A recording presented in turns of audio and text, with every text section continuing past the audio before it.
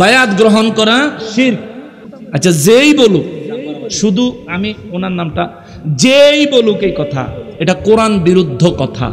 এই ধরনের কথায় মানুষের যদি জেনে বুঝে বলে ঈমান চলে যাবে। কেননা আল্লাহ রাব্বুল ইজ্জত নবীজির হাতে সাহাবায়ে কেরাম বায়াত হয়েছেন, আল্লাহ খুশি হয়েছেন, এমনও বলছেন ওরা যেন আমার হাতে হাত দিয়ে বায়াত গ্রহণ করলো। সুতরাং যেই কাজ আল্লাহর রাসূল নিজে করেছেন, বায়াত নিয়েছেন, যেই কাজ সাহাবায়ে কেরাম করেছেন, বায়াত হয়েছেন, যেই কাজকে আল্লাহ সমর্থন করেছেন, এতটা গুরুত্ব দিয়ে হুজুর আপনার হাতে বায়াত হওয়া যেন আমার হাতে বায়াত হইল, সেই জায়গায় আল্লাহর সমর্থন আছে, নবীজি নিজে বায়াত নিয়েছেন, সাহাবায়ে কেরাম বায়াত হয়েছে। যেহেতু আল্লাহর সমর্থন আছে, অতএব বায়াত হইতে, বায়াত নিতে কিংবা পীর মাশায়েখরা বায়াত করাইতে আর কোনো বাধা বিপত্তি রইল শেষ রে। খালি ফেস লাগাই দে। আচ্ছা বাবা, শানকু মুখ ভালো বাস করে শেষ করতে পারছি না। আচ্ছা দাঁড়ান, ওয়েট। তাইলে বায়াতের বিষয়টা গেল। এখন বায়াতের মধ্যে আরেকটা ফেস আছে। কিছু মানুষ কয় মহিলারা বায়াত হওয়া লাগে না, কিছু মানুষ বলে মহিলারা বায়াত হওয়া লাগে না। এটা একটা ভুল কথা, এটা একটা ভুল কথা। সূরা মুমতাহিনা 12 নম্বর আয়াত দেখবেন, সেখানে মহিলারাও রাসূল সাল্লাল্লাহু আলাইহি সাল্লামের কাছে বায়াত হয়েছেন। সুন্নাত তরিকা মোতাবেক নারীরাও বায়াত নিতে হবে। পুরুষের নামাজ দিনে 5 ওয়াক্ত, নারীর জন্য 5 ওয়াক্ত। পুরুষের জন্য রমজান মাসের রোজা 1 মাস, নারীর জন্য 1 মাস। পুরুষের জন্য হজ সামর্থ্যবান হইলে ফরজ, নারীর জন্য সামর্থ্যবান হইলে ফরজ। পুরুষের জন্য যাকাত নিসাব পরিমাণ সম্পদের মালিক হলে ফরজ, নারীর জন্যও নিসাব পরিমাণ সম্পদের মালিক হলে যেভাবে যাকাত দেওয়া ফরজ, ঠিক তেমনি ভাবে পুরুষের ন্যায় নারীদেরকেও বায়াত গ্রহণ করতে হবে। তবে পুরুষ বায়াত গ্রহণ করার সময় পীর মাশায়েখের হাতে হাত রেখে শরীর স্পর্শ করে প্রয়োজনে বায়াত হতে পারবে পুরুষ, কিন্তু নারীরা শরীর স্পর্শ করতে পারবে। দেখ, খবরদার বন্ডামের দিকে আবার মনোযোগ দিয়েন না। কিছু ভণ্ড আছে, ফিসাব বলে হেরার মুরিদানটা দিয়ে হেরা হাত পাও মাথা মুতা সব টিপায় আছে, এরকম। আল্লাহ তাদের থেকে আমাদেরকে হেদায়েত করুক, জোরে কোন আমিন। ইনশাআল্লাহ পাটনা দরবারে সব নাই। বায়াত গ্রহণ করা শিরক। তাহলে আল্লাহ কোরআন শরীফে সূরা ফাতাহ 10 নম্বর আয়াতে বলছেন, ইন্নামা ইউবাইউনাল্লাহা ইয়াদুল্লাহি ফাওকা আইদিহিম। হুজুর, আপনার হাতে হাত দিয়ে যারা বায়াত গ্রহণ করেছে, তারা আমি আল্লাহর হাতেই হাত দিয়ে যেন বায়াত গ্রহণ করলো। জোরে কোন সুবহানাল্লাহ। আল্লাহ কি শিরক কইছে না? আল্লাহ কি শিরক বলছেন? আল্লাহ বায়াত বলছেন এবং বলছেন ইয়াদুল্লাহা ফাওকা আইদিহিম। আল্লাহ বলেন তারা আমি আল্লাহর হাতে হাত দিয়ে সরাসরি বায়াত গ্রহণ করার যে ফজিলত, সেই পরিমাণ ফজিলতে তারা ধন্য হয়েছে। জোরে কোন সুবহানাল্লাহ। অতএব বায়াত গ্রহণ করা শিরক নয়, ইবাদত। তার মানে দোয়ার পক্ষে কোনো দলিল নাই, এর লাগি আপনি খালি যুক্তি দেন। মামুর ফুত দলিল তো তোরে দিমুই, আগে তোরে চটকাই আনরি।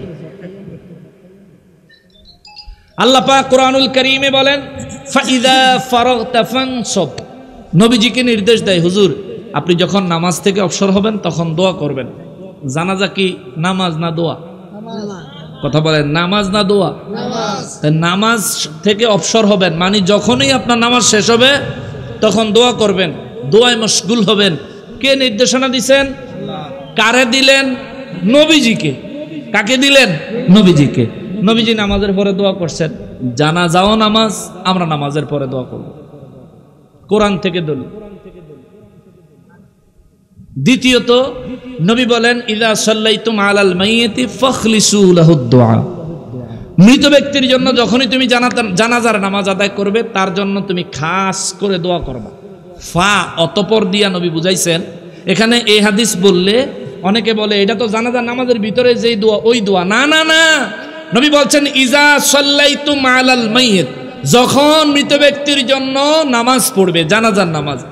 ফা অতঃপর মানে তারপর, মানে নামাজের পর। আখলিসু লাহুদ দুআ, খালেস ভাবে, বিশেষ ভাবে তার জন্য দোয়া করো। নবীজির নির্দেশ। তাহলে কোরআনে নামাজের পরে দোয়ার নির্দেশ আসেনি? একটু কথা বলেন না বাবা। নামাজের পরে দোয়া করার নির্দেশ কোরআনে আসেনি? নামাজের পরে দোয়া করার নির্দেশ হাদিসে আসেনি? আমরা দোয়া করব, এটা একটা আমল। আমি প্রথমেই বলছি, এই আমল কেউ যদি না করেন গুনাহ হবে না, কিন্তু কেউ যদি করেন অনেক বড় ফজিলত রয়েছে। এই বিষয়ে ইন্টারনেটে আমার খুব বিস্তারিত বিশদ বর্ণনায় বক্তব্য আছে, আপনারা ওগুলো দেখে নেবেন। এবার আসেন বাস্তবিক বিষয়, পরকিয়া কেন হয়, জিনা কেন হয়, যুবক ছেলে কেন ভালোবাসার পাত্রী লয়ে মোটর সাইকেলে ঘুরে, যুবক ছেলে কেন ভালোবাসার পাত্রী লয়ে কক্সবাজারে যায়, যুবক কেন ভালোবাসার পাত্রে নিয়ে বিভিন্ন জায়গায় যায়, বিভিন্ন অন্যায় জিনার কাজ করে কেন বেড়ায়? কারণ হইল তার বয়স হয়েছে, আপনি তারে বিয়া দেন না, ঠিক না বাবা? আপনি কোন বেলে বয়স হয় না, হবে ফোলা ফাইন মাত্র 24 বছর বয়স। এ বেড়া, তোর কাকুয়ে 32 বছরে বিয়া করছে, বিদেশ থাক, কামাইগা আসেনি, কামাইয়ালাও, কামাইয়ালাও, এরপরে তুমি বিয়া করবা। অনেক মা বাবা আছে, ছেলে বিদেশে 7 বছর 8 বছর ধরে বিদেশ থাকে, 10 বছর ধরে বিদেশ থাকে, ফোলার বয়স 28 হয়ে গেছে, 30 হয়ে গেছে, ফোলার কয় বাবা আর 2টা বছর থাইকাইলে বিল্ডিং এর ছাদটা দিতাম পারি। ফুলার যে যৌবন ফুরে যায়, বাপের খবর নাই। দেখছেন নি? ঠিক যে আইয়ে, ঠিক কোনো এমনি আইয়ে না, আসলে এগুলো বাস্তব কথা, ঠিক কিনা বলেন? আপনার ছেলে প্রাপ্তবয়স্ক হইলে বিয়া দিয়ে দিবেন। বলতে পারেন হুজুর আমাদেরকে একটু জানায় দেন, আমাদের ছেলেরা আমাদের মেয়েরা কত বছর বয়সে প্রাপ্তবয়স্ক হয়? বাংলাদেশের আইন হইল পুরুষের বয়স লাগে 21, নাকি? এখন মনে একটু কমাইছে, হ্যাঁ 21। নারীর বয়স লাগে 18। বাংলাদেশের আইন কয় বয়স 18 না হইলে মেয়ে বালেগ হয় না। বাংলাদেশের আইন কয় 21 বছর বয়স না হইলে ছেলে বালেগ হয় না। আর ইসলামী শরীয়ত কি কয়? ইসলামী শরীয়ত বলে যেই দিন প্রথম কোন যুবকের স্বপ্ন দোষ হয়, যেই দিন প্রথম কোন যুবকের স্বপ্ন দোষ হয়, ওই দিন থেকে সে বালেগ। ইসলাম বলে যেদিন প্রথমবার কোন নারীর হায়েজ হয়, ওই দিন থেকে সে বালেগা বালেগা বালেগা। সাহাবায়ে কেরাম বলেন হুজুর কত বছর বয়স থেকে আমরা চিন্তা করব? নবী বলেন 9 বছর বয়স থেকে 15 বছর বয়সের মধ্যে প্রত্যেকটা নারী বালেগা হয়ে যায়। 12 বছর বয়স থেকে 16 বছর পর্যন্ত বয়সের মধ্যে প্রত্যেকটা পুরুষ প্রাপ্তবয়স্ক বালেগ হয়ে যায়। তোমরা যদি চাও এই বয়সের নারী পুরুষকে বিবাহ বন্ধনে আবদ্ধ করাইয়া দিতে পারো, জোরে কন্যা সুবহানাল্লাহ। এইবার বলেন বাবা 16 বছর হইলে 16-17 বছরের কোন যুবকের কেউ যদি বিয়া করাইয়া দেয়, এই যুবক কোনদিন জিনা করব? জিনা করানোর তো টাইমই পাইছে না। তার 16-17 বছর হইলে তার হবে ভালোবাসা শুরু হয়, ঠিক না? আরে ভালোবাসা শুরু করে করেন, বিয়া করাই দেন, বিয়া করে বললো যত ভারে ভালোবাসা করুক হালাল হবে, কথা বলেন ঠিক কিনা? আর নাইলে উপায় নেই। তাইলে সমাজে বর্তমানে যেই পরিমাণে জিনা চলতেছে, এই জিনার জন্য শুধু ছেলে মেয়ে দায়ী না, তার মা বাপও দায়ী আছে, তার মা বাপও দায়ী আছে। তবে এখানে কিছু বিষয় আছে। বিয়ে করার জন্যে কিছু যোগ্যতা লাগে। এক হলো বয়স হইতে হইব প্রাপ্তবয়স্ক, 2 হইল স্ত্রীর দেনমোহর দেওয়ার সক্ষমতা থাকতে হবে, স্ত্রীকে দেনমোহর দেওয়ার সক্ষমতা থাকতে হবে। বিয়ের পর বিবির ভরণ পোষণ দেওয়ার ক্ষমতা থাকতে হবে, বুঝছেন তো? দেনমোহরও দেওয়ান লাগবো, ভরণ পোষণও দেওয়ান লাগবো। এই যোগ্যতা যদি আপনার থাকে, আর 3 নম্বরে যেটা আসলে 1 নম্বরে, আপনার শরীরে যৌবনের শক্তি থাকতে হবে। যাকে বিয়ে করবেন তাকে যেন যৌবন দিয়ে তৃপ্ত করতে পারেন। আপনার নিজের তৃপ্তি আসতে হবে, আপনার বিবিরও তৃপ্তি আসতে হবে। শারীরিক পূর্ণ সক্ষমতা, দেনমোহর দেওয়ার মতো সামর্থ্য এবং বিবির ভরণ পোষণ দেওয়ার মতন সামর্থ্য যেই যুবকের আছে, ওই যুবক যদি বিয়া করে এটা হালাল হবে, বৈধ হবে, সওয়াবের কাজ হবে, আল্লাহর রাসূলের সুন্নাত আমল হবে। কোনো মা বাপ যদি কোনো যুবককে এইভাবে বিয়ে করে দেয়, ওই মা বাপকেও আল্লাহ তাআলা অনেক বড় সওয়াব দিবেন। এবং এই ছেলে বিয়ের কারণে, এই মেয়েকে বিয়ে দেওয়ার কারণে তারা জিনাত থেকে বেঁচে থাকার কারণে যেই পুত পবিত্র জিন্দিগি করবে, ওই জিন্দিগিতে যত পরিমাণ নেক আমল হবে আল্লাহ তাআলা ওই মা বাবার আমল নামায়ও তার সমপরিমাণ দান করবে। জোরে করুন সুবহানাল্লাহ।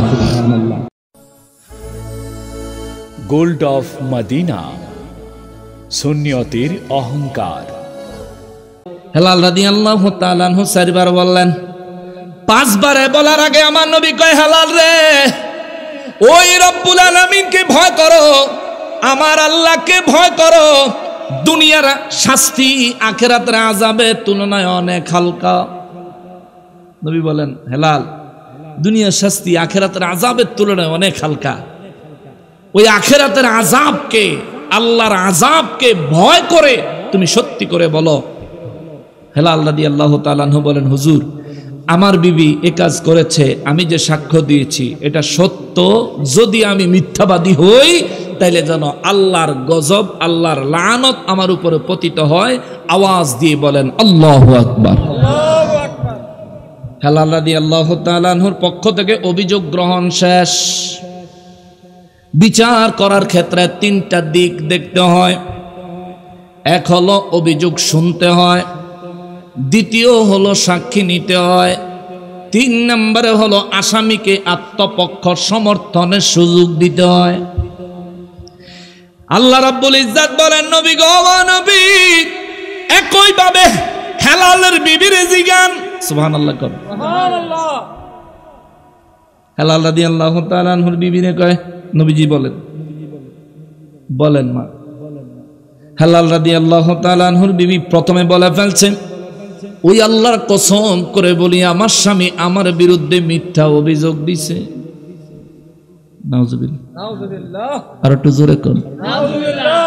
আর একটু জোরে কর, নাউজুবিল্লাহ। হেলাল রাদিয়াল্লাহু তাআলা আনহু নবীজি রাহমাতুল লিল আলামিন, দু জাহানের বাদশার সাহাবী। একটাবার চিন্তা করে দেখেন ওনার চরিত্র মোবারক, আখলাক মোবারক কতটাই না পবিত্র। যারা নবীজির একটা মাত্র ইশারায় নিজেকে কুরবানি করে দিত যুদ্ধের ময়দানে, সেই সাহাবীর ঘরে এই এমন বউ।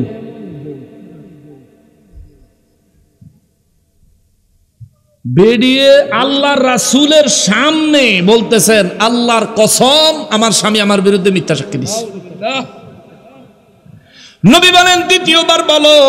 দ্বিতীয়বার আবার একই কথা, আল্লাহর কসম, আমার স্বামী আমার বিরুদ্ধে মিথ্যা সাক্ষী দিছে। নবী বলেন, তৃতীয়বার বলো। তৃতীয়বার বললেন, আল্লাহর কসম, আমার স্বামী আমার বিরুদ্ধে মিথ্যা সাক্ষ্য দিছে। নবী বলেন, চতুর্থবার বলো। মহিলা চতুর্থবার বলে ফেলছে, আল্লাহর কসম, আমার স্বামী আমার বিরুদ্ধে মিথ্যা অভিযোগ দিয়েছে, আমি জিনা করি নাই। নবী রাহমাতুল লিল আলামিন পঞ্চমবারে যখন নিজের উপর আল্লাহর লানত চাইবে, তখন আমার নবী রাহমাতুল লিল আলামিন ভালো কইরা বুঝাইলেন, এ হেলালের বিবি রে, দুনিয়ার শাস্তি আখিরাতের আযাবের চাইতে অনেক হালকা, আল্লাহর আযাবের চাইতে অনেক হালকা রে হেলালের বিবি। অতএব আল্লাহকে ভয় করো, পরিশেষে সত্যি করে বলো। হেলালের বিবির ভিতরে ভয় ঢুকছে।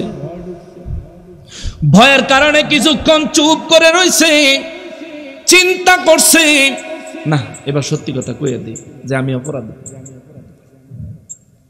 মহিলা মানুষ মন পাল্টায় কি দ্রুত না দেরি করিয়া? মহিলা মানুষের মন পাল্টা যায় কিন্তু খুব তাড়াতাড়ি, ঠিক না? যুবক ভাইরা কথা যুবকরা তো মাঝে মধ্যে ফেসবুকে স্ট্যাটাস দেয়, নারীর মন আর আকাশের রং একই, যে কোনো সময় পাল্টায় যাইতে পারে। কেন? আমার যুবক ভাইরা খুব ভালো করে বুঝে, আসলে এই কথা সত্য। বেচারি চিন্তা করছে, হায় হায়, আখিরি নবী, দু জাহানের বাদশাহ রাহমাতুল লিল আলামিন বলতেছেন, আখিরাতের আযাবের চাইতে দুনিয়ার শাস্তি অত্যন্ত সামান্য। তুমি সত্যি করে বলো। কিছুক্ষণ দম ধরে থাইক্কা বেরিয়ে হের পরে কয়, আমার কারণে আমার পরবর্তী প্রজন্ম, আত্মীয় স্বজন সবার উপর আমি কালি লাগতো দিতাম না, 5 নম্বরে বেড়ি কইয়া বইছে আন্না গাদাবাল্লাহি আলাইহা, এই বেড়ি কইয়া বইছে যে হ্যাঁ আমার জামাই আমার বিরুদ্ধে মিথ্যা সাক্ষী দিছে, আমি এই কাজ করি নাই। আমি যদি এই কাজ করে থাকি তাহলে আল্লাহর গজব আমার উপর পতিত হোক। চিৎকার দিয়া বলেন নাউযুবিল্লাহ। আল্লাহর হাবিব রাহমাতুল্লিল আলামিনের দরবারে এই ঘটনা এখন আসামিদের চাইতে বড় মুসিবত হয়ে গেছে বিচারকের, ঠিক না? কি রায় দিব? আল্লাহ ফয়সালা দিছে 4 জন সাক্ষী লাগবো, সাক্ষী নাই। আল্লাহ ফয়সালা দিছে 4 বার কসম করা লাগবো। এখন অভিযোগকারীও কসম দেয়, আসামিও কসম দেয়। আল্লাহ ফর্মুলা দিছে 5ম বার অভিযোগকারী আল্লাহর লানত, আল্লাহর গজব নিজের উপরে ডাকবে, আর 5ম বার আসামিও আল্লাহর গজব নিজের উপরে ডাকবে। যদি এর মধ্যে কোনো পার্থক্য না হয় তাইলে কি হবে? আল্লাহ তো কইছে যে কসম করার পরে 5ম বার নিজের উপর আল্লাহর গজব ডাকবে ওই ব্যক্তি নাজাত পাবে, ওই ব্যক্তির উপর কোনো বিপদ হবে না, তার জন্য জিনার কোনো শাস্তি বর্তাবে না। এখন 2 জনেই যখন কসম কইরা ফালাইছে, আল্লাহর কোরআনুল কারীমের হুকুম তো শেষ, আল্লাহর কোরআনুল কারীমের হুকুম বাস্তবায়ন তো শেষ। এইবার বিচার কেমনে করব রে ওয়াহাবি তুই কইয়া যা, ঠিক কিনা? এইবার আমার নবী ছাড়া উপায় নাই, এবার আমার নবী ছাড়া উপায় নাই। এবার আমার নবী রাহমাতুল লিল আলামিন আল্লাহ পাকের দেওয়া পাওয়ারে ক্ষমতা ইলমে গায়েব প্রকাশ করে দিলেন। সুবহানাল্লাহ। এবার নবী কয় ইলমে গায়েব, সাহাবায়ে কেরাম সব চোখ কপাল উঠে গেছে সবার। হায় হায়, এখন কি হবে? এই মুহূর্তে কি হবে? হায় হায় ইয়া রাসূলুল্লাহ সাল্লাল্লাহু আলাইহি ওয়াসাল্লাম, নবী গো এখন কি হবে গো নবী, এখন কি হবে? আমার নূর নবী রাহমাতুল লিল আলামিন বলেন, এই মহিলার পেটে যেই বাচ্চা আছে, এই বাচ্চাটা জন্মাইলে আমি কয়টা লক্ষণ কইয়া দিব। এই লক্ষণগুলো যদি এই মহিলার বাচ্চার মধ্যে পাওয়া যায় তাইলে বোঝা যাবে ওই বাচ্চাটা হেলালের। আর এমন কিছু লক্ষণ বলে দিব যেই লক্ষণগুলো বাচ্চার মধ্যে দেখা গেলে বোঝা যাবে এই বাচ্চাটা হেলালের না। চিৎকার দিয়া বলেন আল্লাহু আকবার। তৎকালীন যুগে কি আল্ট্রাসোনোগ্রাম ছিল? একথা কর না, আল্ট্রাসোনোগ্রাম ছিল? প্রস্রাব টেস্ট করার মতো ডিজিটাল কাঠি ছিল? মহিলাদের গর্ভে বাচ্চা আইলে প্রস্রাবের ডিজিটাল কাঠি দিয়ে চেক করে না? চেক করলে তো বোঝা যায় তার প্রেগন্যান্সি নেগেটিভ না পজিটিভ। কিন্তু তৎকালীন যুগে এগুলো ছিল।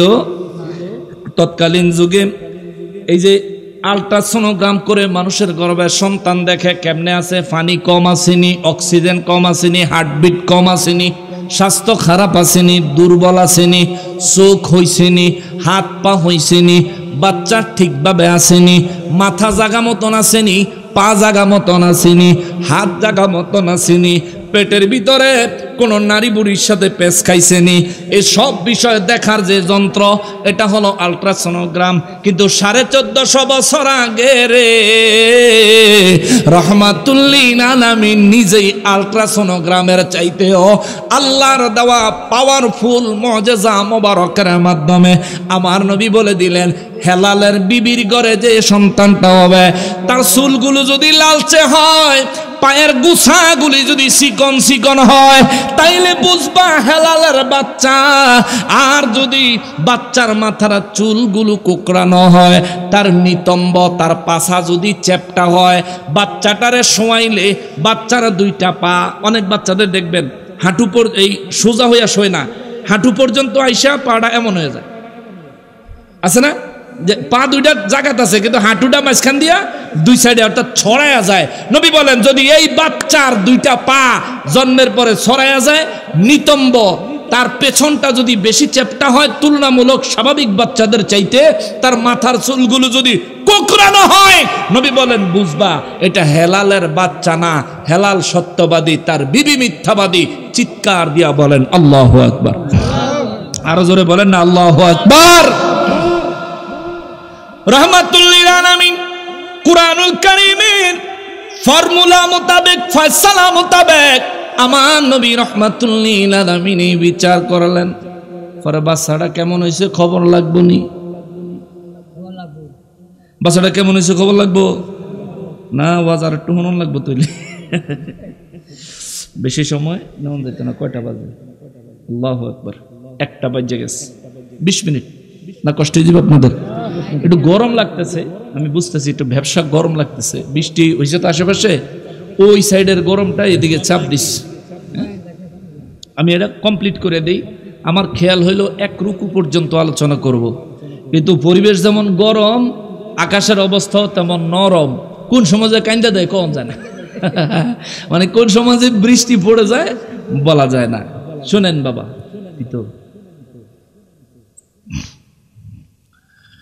নবীজি রাহমাতুল লিল আলামিনের দরবারে মহান রব্বুল ইজ্জাত কালামে হাকিমের মাধ্যমে জিনার বিচার দিলেন।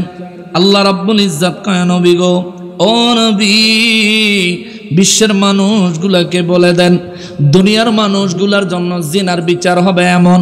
এখন প্রশ্ন আছে, এই জায়গার মধ্যে একটা বিপজ্জনক বিষয় আছে।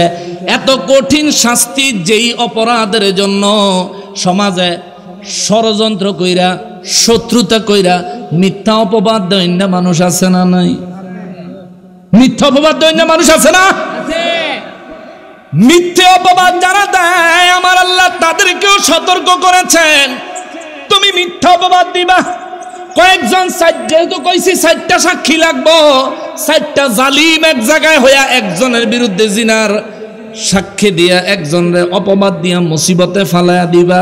রব্বুল ইজ্জাত কয়, নবী গো, ও দয়াল নবীজি, বিশ্বের অপবাদ দেনেওয়ালাদেরকে তাদেরকে সতর্ক করে দেন।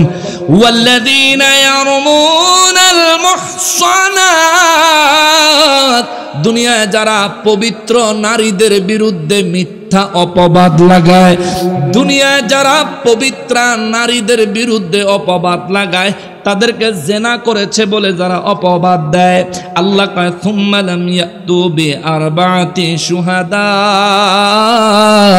এরা যদি যথোপযুক্ত সাক্ষী উপস্থিত করতে না পারে, যদি যথোপযুক্ত সাক্ষী উপস্থিত করতে না পারে, আল্লাহ কয় যে অভিযোগ আনছে তারে দইরা 80টা বেতারাঘাত লাগাও। জোরে কোন আল্লাহু আকবার। অপবাদ দিলে বেতারাঘাত কয়টা? কথা কয় না কয়টা?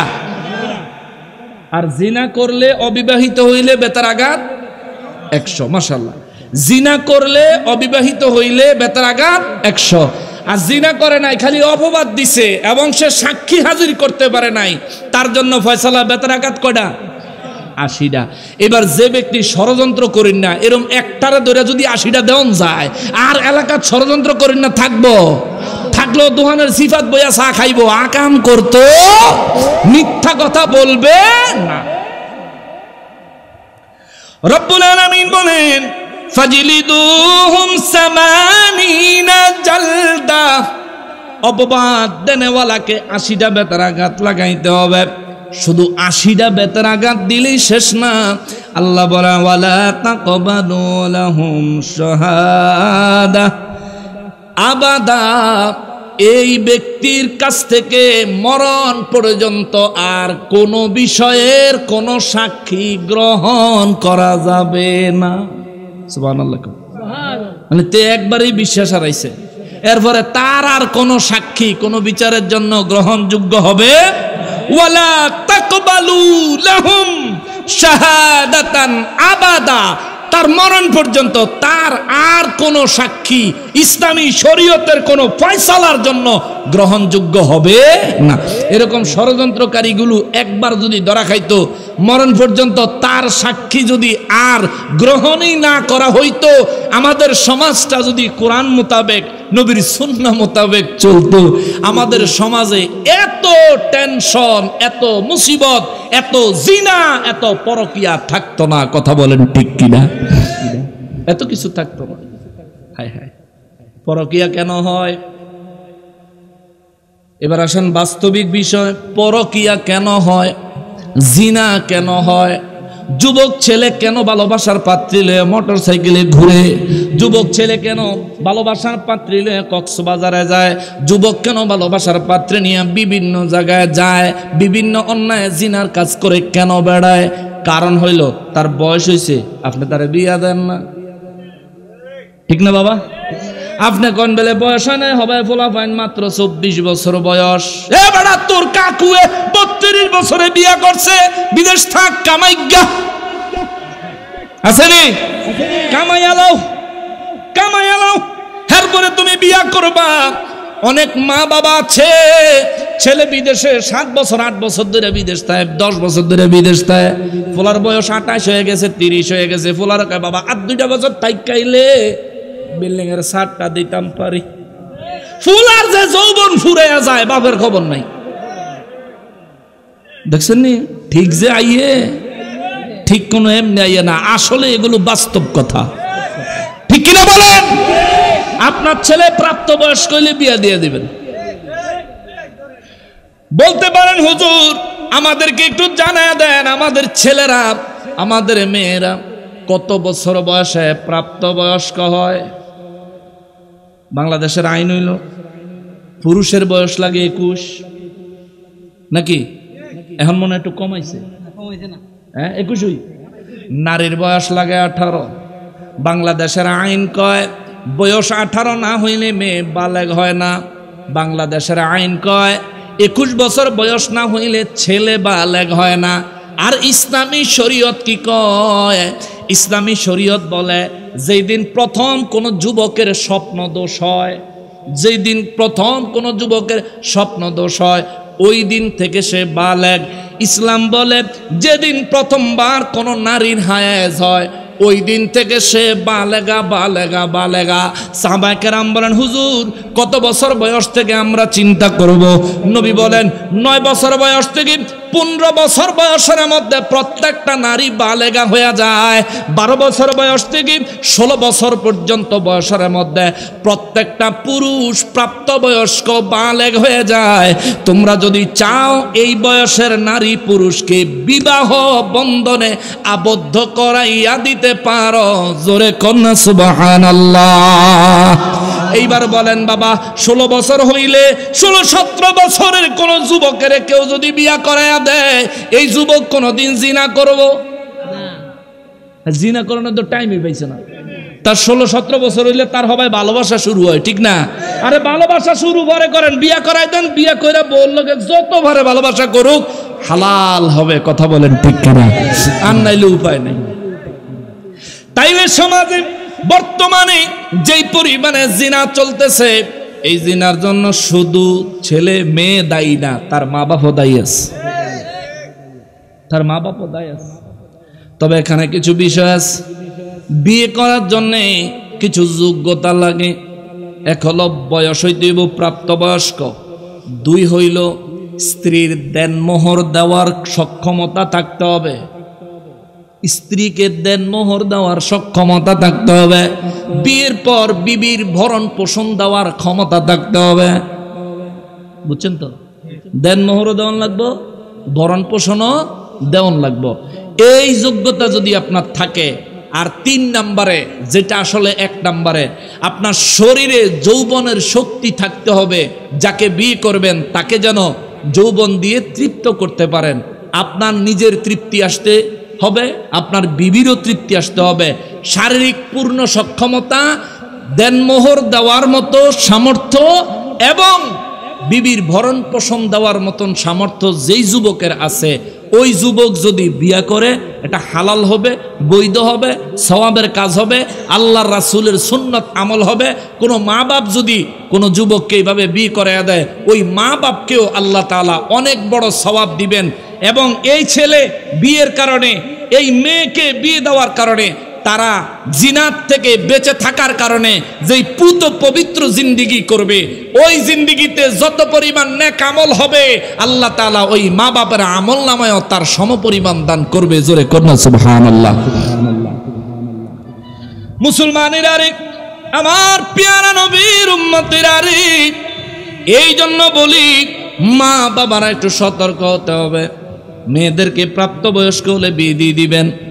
এখন আগামী কালকে আলোচনার থেকে কাটটা নিয়ে ফেসবুকে লাগাইয়া দিব। দেহ বাংলাদেশের আইনে বিয়া হইব পুরুষের 21, নারীর হইব 18। নকশবন্দি হুজুরে কয়ে গেছে 15 বছর হলে মাইয়ারে বিয়া দিয়া লাইতো, 16 বছর হলে ফুলারে বিয়া করে লাইতো। হায় হায়, বাংলাদেশের আইনে রে নকশবন্দি হুজুর বিদ্যাঙ্গুলি দেখাইছে। না না না, আমি শরীয়তের কথাটা বললাম, বাংলাদেশের আইনের কথাও বললাম।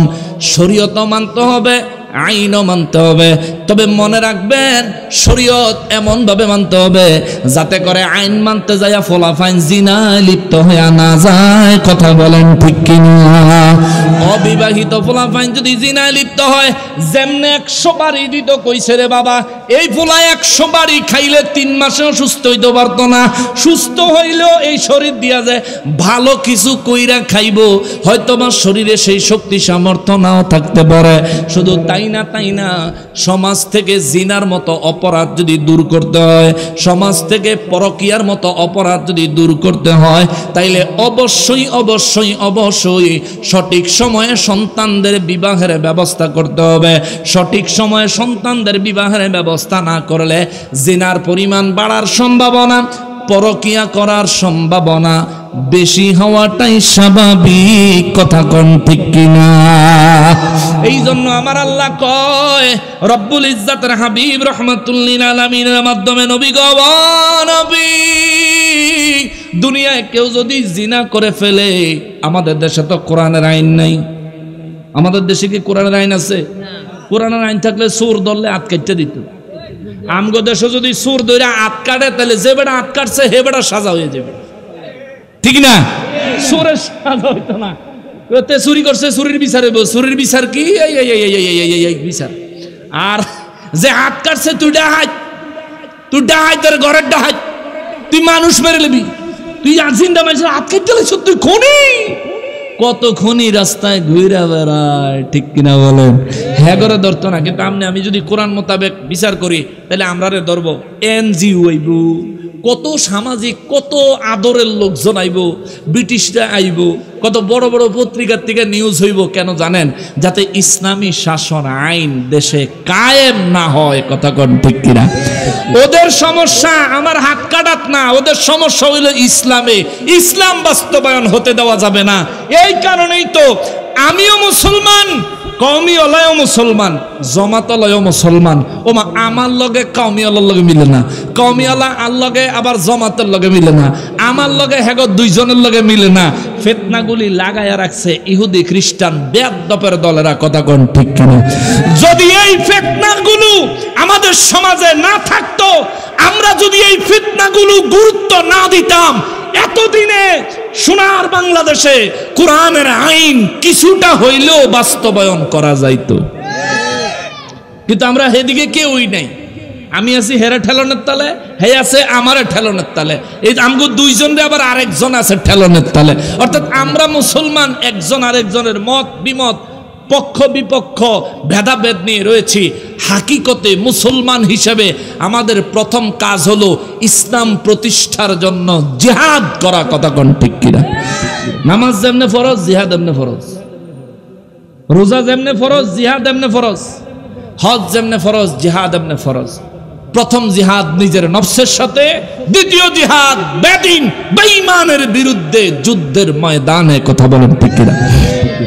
আল্লাহ বুঝার তৌফিক দেখ। জোরে কোন আমিন, আরো জোরে কোন না আমিন। এই জন্য সমাজ ব্যবস্থা সুন্দর করতে হবে, সমাজ ব্যবস্থা সুন্দর করতে হবে।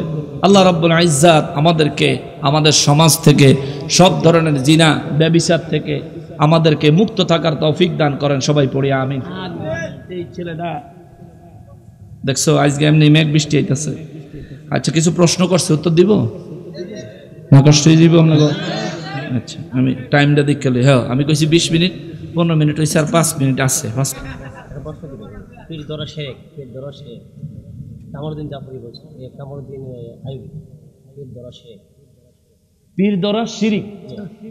পীর দরন শিরিক।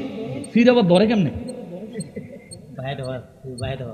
আচ্ছা ঠিক আছে, ঠিক আছে। আপনি আলেম মানুষ, আলেমের মতো কথা কইতে হইব। বায়াত গ্রহণ করা শিরক। তাহলে আল্লাহ কোরআন শরীফে সূরা ফাতাহ 10 নম্বর আয়াতে বলছেন ইন্নামা ইউবাইউনাল্লাহা ইয়াদুল্লাহি ফাওকা আইদিহিম। হুজুর, আপনার হাতে হাত দিয়ে যারা বায়াত গ্রহণ করেছে তারা আমি আল্লাহর হাতেই হাত দিয়ে যেন বায়াত গ্রহণ করলো। জোরে কোন সুবহানাল্লাহ। আল্লাহ কি শিরক কইছে না? আল্লাহ কি শিরিক বলছেন? আল্লাহ বায়াত বলছেন এবং বলছেন ইয়াদুল্লাহা ফাওকা আইদিহিম। আল্লাহ বলেন তারা আমি আল্লাহর হাতে হাত দিয়ে সরাসরি বায়াত গ্রহণ করার যে ফজিলত, সেই পরিমাণ ফজিলতে তারা ধন্য হয়েছে। জোরে কোন সুবহানাল্লাহ। অতএব বায়াত গ্রহণ করা শিরিক নয়, ইবাদত। বায়াত গ্রহণ করা শিরিক নয়, ইবাদত। ইবাদত ইবাদত। অলির কাছে যাওয়া শিরিক নয়, মন্দিরে মূর্তির কাছে যাওয়া, মন্দির পাহারা দেওয়া শিরিক। যারা নিজেরা মন্দির পাহারা দেয়, যারা নিজেরা মূর্তির সামনে গীতা পড়ে, এই সমস্ত মানুষগুলি তো পীরের কাছে মানুষকে যাইতে মানা করবে, কারণ সে চায় তার সাথে মানুষ মূর্তির কাছে যাক। এ বেটা, ইসলাম পৃথিবীতে আল্লাহ রাব্বুল ইজ্জত পাঠিয়েছেন মূর্তি ধ্বংস করে এক আল্লাহর ইবাদত প্রতিষ্ঠা করার জন্য। কথা বলেন ঠিক কিনা? তুমি মুসলমান মূর্তির কাছে যাইবা, কামাল উদ্দিন কি নাম? কামাল উদ্দিন আইয়ুবী, আমি চিনি না। আচ্ছা, যেই বলুক, শুধু আমি ওনার নামটা, যেই বলুক এই কথা, এটা কোরআন বিরুদ্ধ কথা। এই ধরনের কথায় মানুষের যদি জেনে বুঝে বলে ঈমান চলে যাবে। কেননা আল্লাহ রাব্বুল ইজ্জত নবীজির হাতে সাহাবায়ে কেরাম বায়াত হয়েছেন, আল্লাহ খুশি হয়েছেন, এমনও বলছেন ওরা যেন আমার হাতে হাত দিয়ে বায়াত গ্রহণ করলো। সুতরাং যেই কাজ আল্লাহর রাসূল নিজে করেছেন, বায়াত নিয়েছেন, যেই কাজ সাহাবায়ে কেরাম করেছেন, বায়াত হয়েছেন, যেই কাজকে আল্লাহ সমর্থন করেছেন, এতটা গুরুত্ব দিয়ে হুজুর আপনার হাতে বায়াত হওয়া যেন আমার হাতে বায়াত হইল, সেই জায়গায় আল্লাহর সমর্থন আছে, নবীজি নিজে বায়াত নিয়েছেন, সাহাবায়ে কেরাম বায়াত হয়েছে। যেহেতু আল্লাহর সমর্থন আছে, অতএব বায়াত হইতে, বায়াত নিতে কিংবা পীর মাশায়েখরা বায়াত করাইতে আর কোনো বাধা বিপত্তি রইল শেষ রে। খালি ফেস লাগাই দে। আচ্ছা বাবা, শানকু মুখ ভালো বস করে শেষ করতে পারছি না। আচ্ছা দাঁড়ান, ওয়েট। তাইলে বায়াতের বিষয়টা গেল। এখন বায়াতের মধ্যে আরেকটা ফেস আছে। কিছু মানুষ কয় মহিলারা বায়াত হওয়া লাগে না, কিছু মানুষ বলে মহিলারা বায়াত হওয়া লাগে না। এটা একটা ভুল কথা, এটা একটা ভুল কথা। সূরা মুমতাহিনা 12 নম্বর আয়াত দেখবেন, সেখানে মহিলারাও রাসূল সাল্লাল্লাহু আলাইহি সাল্লামের কাছে বায়াত হয়েছেন। সুন্নাত তরিকা মোতাবেক নারীরাও বায়াত নিতে হবে। পুরুষের নামাজ দিনে 5 ওয়াক্ত, নারীর জন্য 5 ওয়াক্ত। পুরুষের জন্য রমজান মাসের রোজা 1 মাস, নারীর জন্য 1 মাস। পুরুষের জন্য হজ সামর্থ্যবান হইলে ফরজ, নারীর জন্য সামর্থ্যবান হইলে ফরজ। পুরুষের জন্য যাকাত নিসাব পরিমাণ সম্পদের মালিক হলে ফরজ, নারীর জন্যও নিসাব পরিমাণ সম্পদের মালিক হলে যেভাবে যাকাত দেওয়া ফরজ, ঠিক তেমনি ভাবে পুরুষের ন্যায় নারীদেরকেও বায়াত গ্রহণ করতে হবে। তবে পুরুষ বায়াত গ্রহণ করার সময় পীর মাশায়েখের হাতে হাত রেখে শরীর স্পর্শ করে প্রয়োজনে বায়াত হতে পারবে পুরুষ, কিন্তু নারীরা শরীর স্পর্শ করতে পারবে। দেখ, খবরদার বন্ডামের দিকে আবার মনোযোগ দিয়েন না। কিছু ভণ্ড আছে, ফিসাব বলে হেরার মুরিদানটা দিয়ে হেরা হাত পাও মাথা মুতা সব টিপায় আছে, এরকম। আল্লাহ তাদের থেকে আমাদেরকে হেদায়েত করুক, জোরে কোন আমিন। ইনশাআল্লাহ পাড্ডা দরবারে সব নাই, পাড্ডা দরবারে সব নাই। এটা আমি নিজে আপনাদেরকে ক্লিন চিট দিয়ে গেলাম। আমি যেটুকু জানি, আমি তো আর এমনি আইসা বছরের পর বছর থাকি না। আমি মাহফিলের সুবাদে যেভাবে আসি, ইসলামী শরিয়া মোতাবেক মজলিসগুলোর জন্য আসি, এইসব, এই যে হুজুর মাহফিল আসছেন, হুজুরের সাথে আপনাদের এলাকার ভক্ত মুরিদানরা দেখা করছেন না? কথা বলেন, দেখা করছেনই? তো তার মধ্যে এমন কোন ঘটনা কি ঘটছে যেটা পর্দার খেলাফ?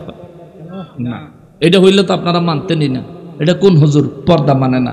অতএব বাবা, পর্দা মানতে হবে। জানাজার নামাজের পরে দোয়া যদি করেন সওয়াব আছে, যদি না করেন কোনো গুনাহ নাই। করলে কি পরিমাণে সওয়াব, যে ব্যক্তির জন্য দোয়া করলেন ওই ব্যক্তির গুনাহ মাফ হওয়ার সম্ভাবনা আছে, ওই ব্যক্তির কবরে সুয়ালের জবাব সহজ হওয়ার সম্ভাবনা আছে, ওই ব্যক্তির উপর আল্লাহর দয়া রহমত হওয়ার সম্ভাবনা আছে। সবচেয়ে বড় বিষয় হলো আপনি দোয়া করলে আপনার জন্যেও আপনার পরবর্তী প্রজন্ম দোয়া করার আশা করা যায়। কথা কোন ঠিক কিনা?